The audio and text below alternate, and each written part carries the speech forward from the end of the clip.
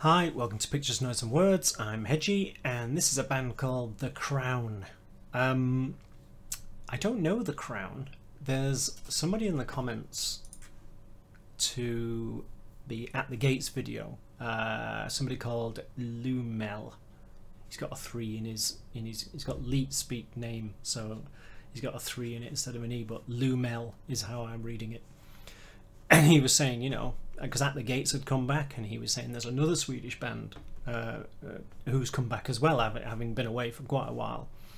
And I didn't know who it was, and he dropped me enough hints that I could look up the band, and it's The Crown. And I think Lumel assumed, I'm sorry, I keep calling you a he. I don't know if you're a he, but I'm going to go with he. And I think he assumed that I knew who The Crown were. But I don't. It's a band that passed me by. He says they're a death thrash band. Death stroke thrash band. So they've changed singers. They changed singer from the original singer, somebody called Lindstrand, to somebody called Lindberg. But now Lindstrand has come back. So the singer now is the singer who was with them originally. I can't talk to how good they used to be because I've never heard them, to be honest. So yeah, so this will be a first for me. So yeah, this is The Crown. It's this song's called Iron Crown, and it's off their forthcoming album, which is coming out on March the 16th. As if I'm not trying to remember it. I'm trying to look it up. Yeah, March the 16th. You can buy it already on things like Bandcamp, and they give you like 3 tracks now, and you get the rest of it when it's released on March the 16th. But the album's called Cobra Speed Venom. That's a metal name, and my drum pedals are called Speed Cobras, but I suspect there's no relation. It's just that, you know, like word association in your head. Cobra Speed Venom, Speed Cobras. I've got some Speed Cobras. If you're a drummer, you probably know what Speed Cobras are. Again, not relevant. Anyway, this is Iron Crown by a band called The Crown, who have been away and now they're back. So let's see what we get. It's only 3.5 minutes long, so I can probably talk for a good 15 minutes and spin this one out.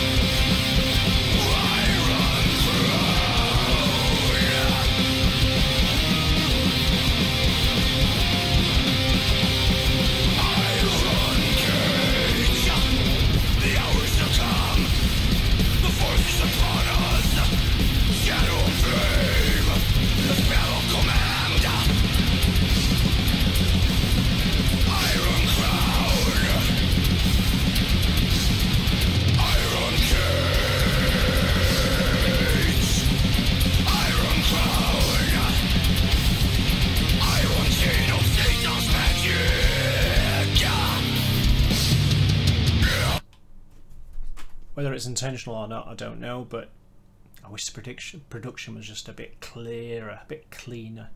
But maybe that would detract from the type of song they're trying to make.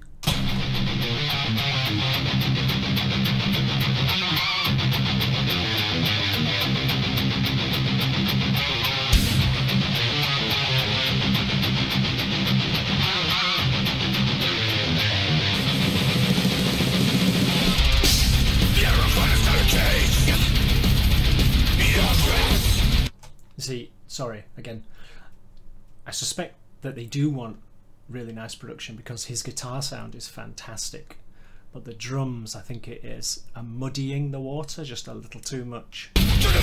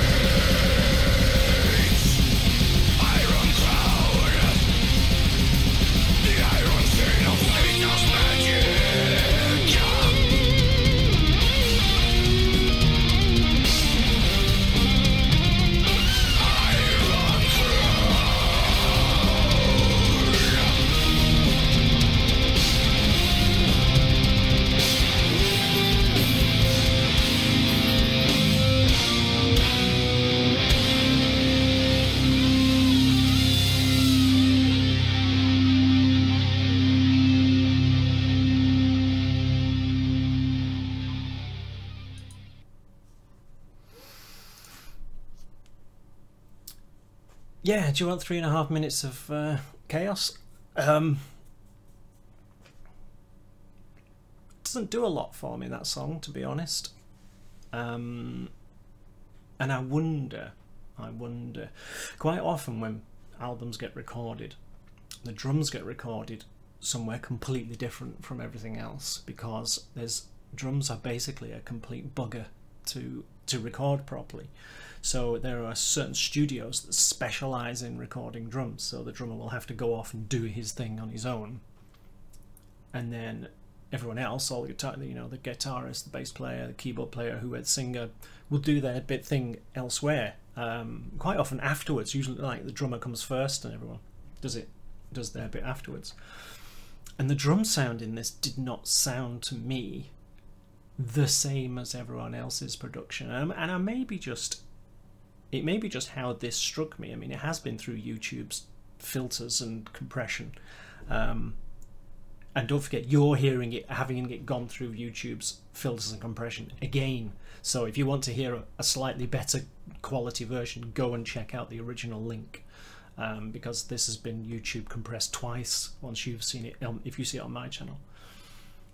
But the drums were just a bit muddy, they even the snare, I mean, it wasn't there. That sound wasn't there, was it? The snap, the sharp snare sound wasn't there. Even, I mean, I say sharp snare sound, you can have lots of different snare sounds, but it's usually a standout thing, but it wasn't really there.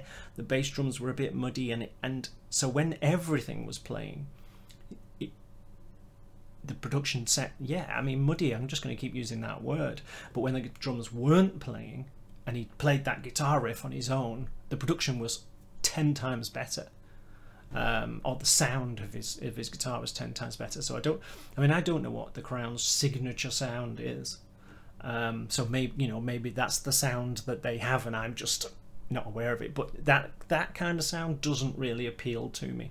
His vocals are a bit shouty and not very melodic, so yeah, I didn't really like it. It bombed along okay, and it's nice and powerful and everything, but it just kind of washed over me, just kind of, yeah, I've heard it, but if you were a fan of the Crown before, because bear in mind this is the first time I've heard them, if you're a fan of the Crown before, maybe you will like it more, because it's more your thing and you've got more of an investment in it.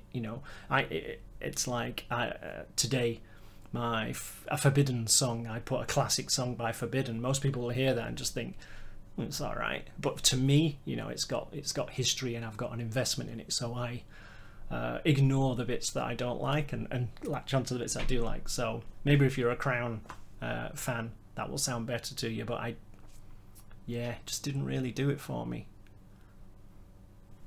That's the way it goes, isn't it? It's only one person's opinion. If you like that, check out their link and go and get their album. It's out on March 16th. Thanks a lot for watching. See you soon. Bye bye.